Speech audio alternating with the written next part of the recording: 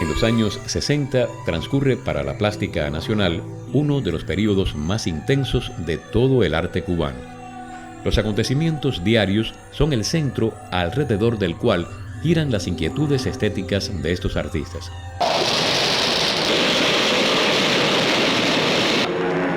Nadie podía estar ajeno al programa martiano, ni tampoco a las agresiones y a los atentados de los Estados Unidos, ¿no? Sucesos como el de Playa Girón, como la explosión de la Cubre, como la crisis de octubre. Lo que pasa es que los artistas de estos años la reflejan más desde una posición autobiográfica que testimonial.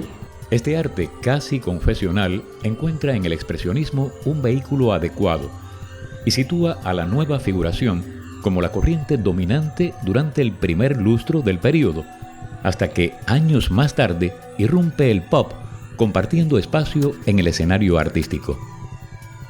El primer artista que afirma su nombre en este contexto es Ángel Acosta León.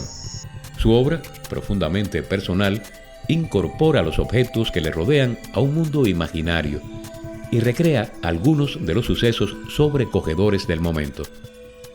Desde otra óptica, Servando Cabrera realiza uno de los testimonios plásticos más poderosos y líricos de la épica revolucionaria del primer lustro de los 60.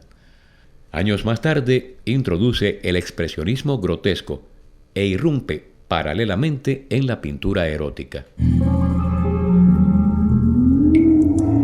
Hay artistas cuya obra llega a erigirse en signo de una época. Tal es el caso de Antonia e Iris, figura excepcional de estos años, que refleja los temas de la historia más reciente, moviéndose con fluidez dentro del expresionismo grotesco. En el tríptico Ni muertos, describe la atmósfera de incertidumbre durante la crisis de octubre.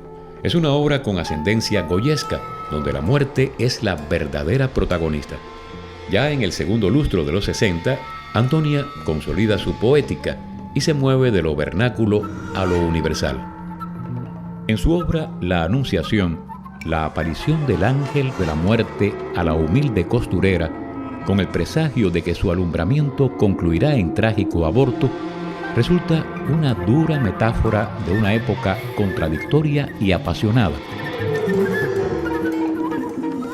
Raúl Martínez es considerado el gran exponente del arte pop en Cuba. Sus primeros collages del año 1964 ilustran el tránsito entre la abstracción y la estética pop, que comienza con la incorporación de la fotografía. Para ya después, crear Isla 70, una obra que participó en el Salón 70 realizado en este museo. Esta pieza es un óleo de grandes dimensiones que constituye un resumen de la vida de aquellos años, donde cada individualidad está definida.